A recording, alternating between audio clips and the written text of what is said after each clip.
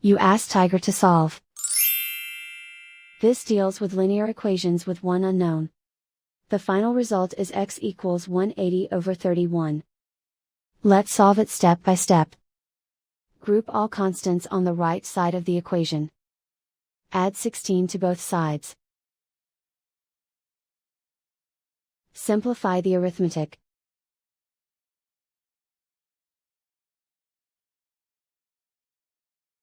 Isolate the k.